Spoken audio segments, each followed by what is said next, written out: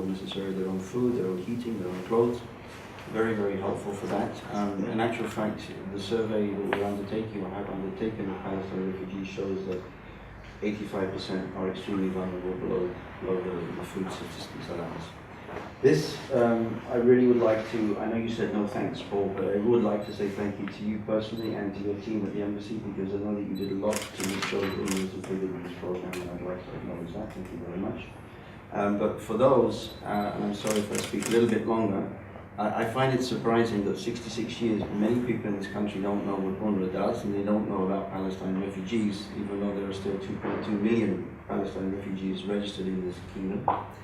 We do provide primary education from grade 1 through 10, healthcare, vocational training, teachers training, food assistance, cash assistance for the most vulnerable. And the Netherlands is our 11th top donor, in addition to funding that comes through the European Union. Totally voluntary funding, and I think when you look at sustainability, when you look at empowering the Jordanians, we are talking of a sizable number of the population that UNRWA is providing assistance to, and again, we're saying that through Dutch funding, so thank you. Jordan. As His Excellency mentioned, one of the key components of the London Compact, the compact that was signed off by the international community and the government of Jordan in February of 2016, one of the big, bold, ambitious statements in that plan was that all children on the soil of Jordan would have access to school. And so this funding between the Dutch government and a partnership, I should say, between the Dutch government, UNICEF, and the Ministry of Education is one important piece of realizing that vision. As His Excellency mentioned, specifically this is for the catch-up program. There have been children that have been living in Jordan, predominantly from Syria, that have missed more than 3 years of school. And if they've been out of school for more than 3 years, it is very challenging for them to immediately enter the school system, because quite naturally they would be much younger than their cohort. And accessing local policing by both the Jordanian community and the host communities is being supported there. I think what we want to do is to hopefully mentor senior officers and do some training for some junior officers around managing meetings, selective targeted patrolling around crime reduction and in particular road safety issues. But the most exciting part of it, I think, is the work that we can do along with our colleagues in Afrak about the Friends of the Police project, which deals directly at grassroots levels around community safety issues, for example, internet safety, for example, road safety. Domestic violence and other issues that are important for minority groups and for women in Jordan. So for us, it's about supporting the Jordanian police. It's about not embedding the UK or the European policing model, but embracing the very good practice that's already here in Jordan, and supporting colleagues to improve the basic community safety right across all the communities, both host communities and Jordanian communities in the north of the region.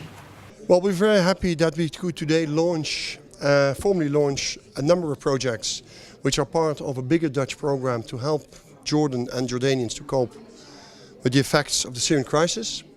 Programs that are focused on education, livelihood, employment, youth, social cohesion. This is just part of the bigger program we have. There will be more commitments made in the coming years. We find it very important that Jordan and Jordanians are assisted in this very serious crisis that has been there for the last 6 years. I travel around Jordan, I've spoken to many people, and I see that many Jordans are suffering and that Jordan as a whole is suffering because of this. So the Netherlands is ready to help, and we think it's important that our assistance is helping both the Syrian refugees and the Jordanians, be it in employment, be it in vocational training, be it in education. So this is for us a happy day. As I said, there will be more commitments made in the coming months perhaps, but this is a good start. We feel, I mean, if it's about security of the embassy, we feel absolutely safe. We have close communication with the Jordanian authorities, so there is no problem as far as that is concerned. In the area we follow, of course, we monitor all the developments. We think we are very happy that Jordan is a stable environment in a region which is very much is facing turmoil and problems. But as I said, we follow the developments. There were no special risk management plans at the moment. No, well, I mean, the problem is always that we try to identify what the needs, and of course we are helped by the plans of the Jordanian government, Jordanian response plan, the 2020-25 strategy. So we look into those plans and strategies and then discuss with the Jordanian government where best we can assist and help. And we have decided, like some other countries as well, to focus very much on employment and on education. So that's where most of our assistance is going. Yes, my name's Bill Dawes. I represent Zarin Associates, working in the Jordanian area. I think first of all, my role and my colleagues' role is to support the Jordanian police in areas such as Zarin and Azraq refugee camps, but also more excitingly about what today is about how we are going to work in partnership with our colleagues in the Public Safety Directorate in the Al Mafraq region, in particular around how we can help our colleagues and our friends in the police there to make it safer for everyone, local residents of Mafraq, but also the host communities there that make up a large percentage of the population. Zarin is a not-for-profit company, and we are currently working alongside the British Embassy and the British Embassy Policing Support Team, and have worked already with our colleagues in the Embassy of the Netherlands. And we're delighted to be involved with our policing colleagues here. We've been made very welcome in Jordan. We've been supported in everything that we do, and what we are about is partnership with people. It's about encouraging others and learning from others and developing schemes of work and initiatives that will make Jordan safer for everyone. Well, I think what's important for us is to encourage the development of policing, the already successful community policing that is being carried out right across Jordan. In particular, the Friends of the Police project, very successful project. It's being carried out in many governorates that look at issues such as internet safety, look at issues such as death and serious injury on the roads. And what we want to try and do is to encourage our partners to develop initiatives that make everyone safe. Thank you so much. It's a pleasure to be here, really. I'm representing Mercy Corps. Mercy Corps is an international nonprofit organization that has been operating in Jordan since 2003. We work in 4 main areas. One of these areas is water and energy, which is, as you know, a big topic and challenge in Jordan. The second area that we work in is youth. Again, there are so many youth and there's so much potential for youth and employment, but at the same time, there's challenges if you don't create the opportunities and the opportunities for youth. So we're working in this sector as well. The third pillar that we focus on in Mercy Corps is social cohesion, so social stability, and we're working in the camps, for example, in Azraq camp, in Satari camp, but we're mainly focusing on the host communities. One of the main efforts aligned with the government of Jordan and other donors in the region is to make sure that that there's peaceful communities, there's a good dialogue, there's no additional tensions in the communities that could potentially keep growing. So we have several projects in social cohesion. One of those ongoing projects is actually funded by the Dutch government, the Netherlands government, and it's working in communities and working in schools, helping youth to access education in order for them, Jordanians and Syrian refugees, to build their futures. The fourth pillar that we work on is economic opportunities. So we see that it's very important for youth to have the skills so they can either start their own company as entrepreneurs, or they have the skills to be employed with an existing company. But at the same time, we have to make sure that we're creating jobs, that we're helping the Jordan economy to grow, to expand, and in that way to create jobs. And the way that we see that happening is especially working with the small and medium-sized enterprise sector, because about 70% of all jobs are in the small and medium-sized enterprise sector in Jordan.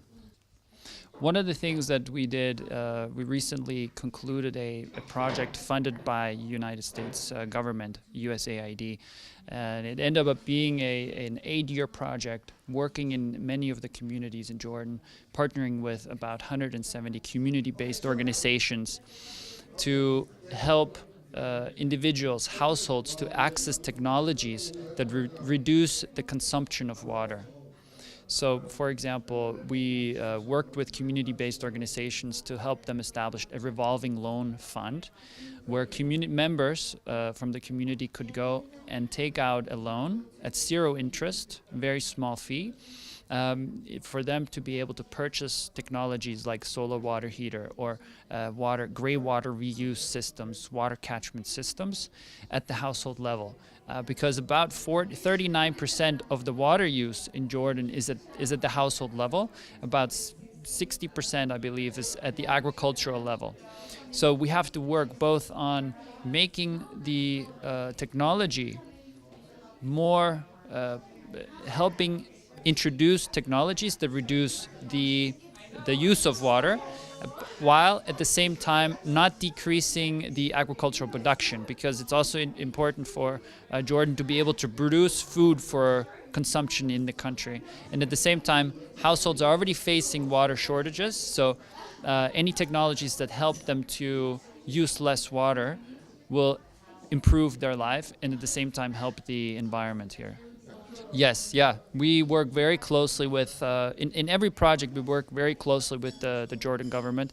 We make sure from the start of the project design that we're aligned with all the strategies, for example, the Vision 2025 document around the economic opportunities, the vision and the strategic goals of the Ministry of Education or the Ministry of Labor, the Ministry of Water, Agriculture, etc. So we work very closely. We actually are implementing several projects in schools, with schools, and that's hand in hand with the Ministry of Education to make sure that we're aligned in our efforts and we're building the capacity of Jordanian communities. So the goal is always to for us to actually provide the service directly, but to build the capacity of local institutions, local private sector, government sector, formal groups, informal groups, like community-based organizations or like government extension services, like schools, Ministry of Education, and so on. Thank you, sir, for this.